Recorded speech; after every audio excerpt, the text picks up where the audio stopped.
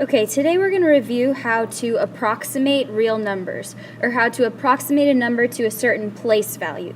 So first, why don't you take this note in your notebooks? We're just going to remind ourselves of our place value. So I'm going to draw some spaces. Now over here, this would be my whole number, and out this way are my decimals.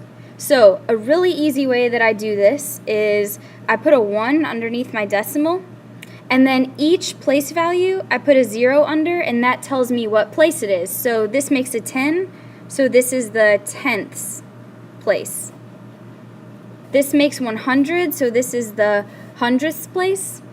And this is 1,000, so this is the thousandths place. So if you put a 1 underneath the decimal, it's a little trick. However many zeros you need to make that number, that's the place value.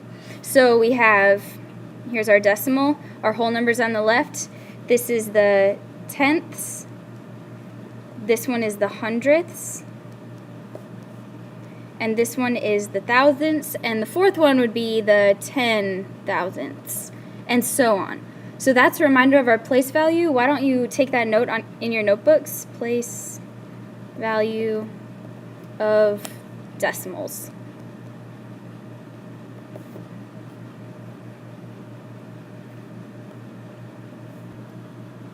Okay, let's say for example we need to approximate the decimal 1.3875 to the nearest tenth place. So I'm going to look at the tenths place, which I see is right here on my place value. So this is my number in my tenths place.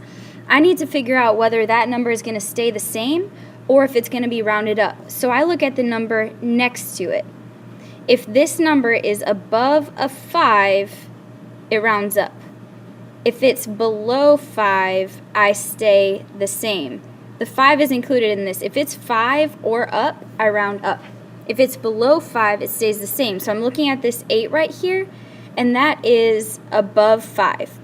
That means that number bumps up this 3 to a 4.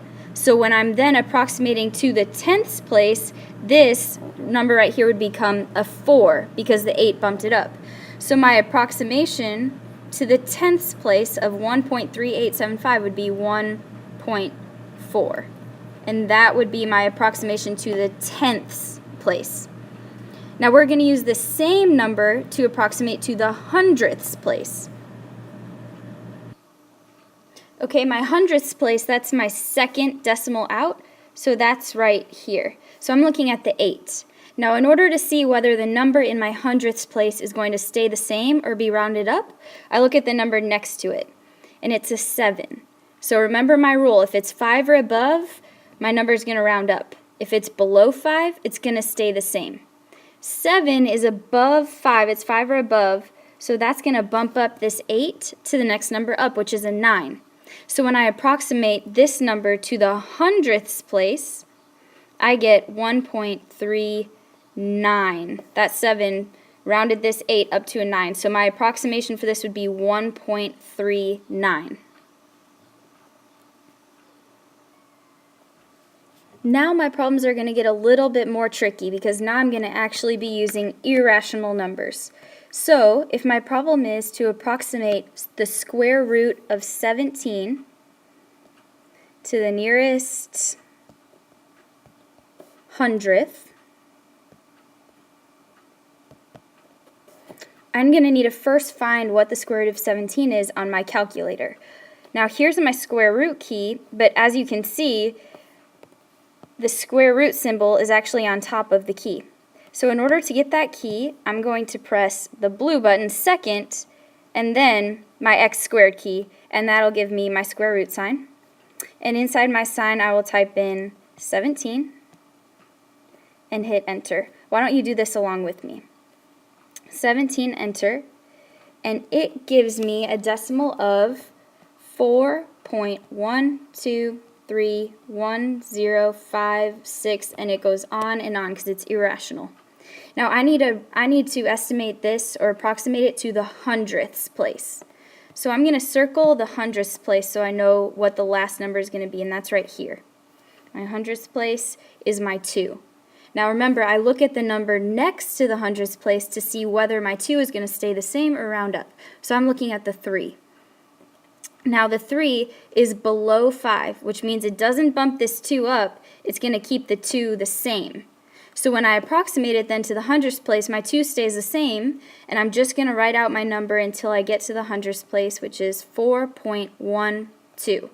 That's my approximation of the square root of 17 if I'm rounding to the hundredths place. Why don't you write this one in your notebooks?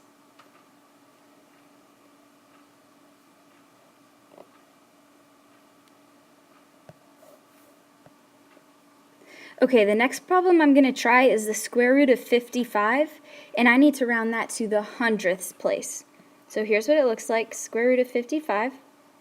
First, I need to solve that square root. So I'm going to use my calculator again. After I turn it on, I'm going to need this square root key. But because the square root symbol is blue, I need to press my blue button first. So second square root symbol, and then I'll type in my 55.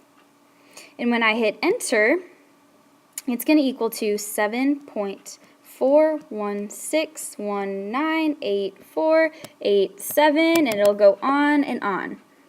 Now I'm going to need to approximate this to the hundredths place, because that's what my problem said. So I'm going to first find the hundredths place. I'm going to re-show you my place value like this. You can put lines under the numbers, put a 1 under the decimal, and put zeros out until you make 100. There it is. So my hundredths place is right here, the 1. Now I hope you can still see the 6 next to it, because that's the number I'm going to look at to see whether my 1 stays the same or gets rounded up. Now, is 6 greater than 5 or less than 5? It's greater than 5, so the 6 is going to round that 1 up to the next highest number, which is 2. So my approximation then will be 7.42, and that's my approximation to the hundredths place for the square root of 55. Make sure you have these notes in your notebook.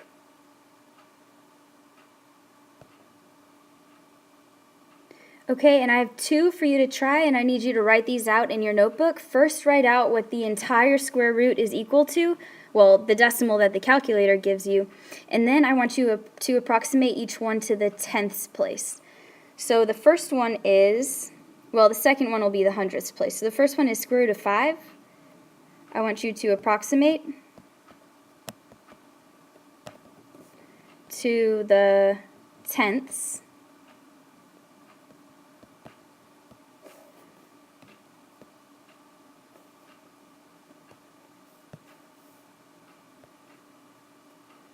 And then the second one is square root of 7, and I want you to approximate to the hundredth place. And I'd like these 2 written in your notebook, the full decimal that the calculator gives you first, and then approximate to each place value that it asks you for.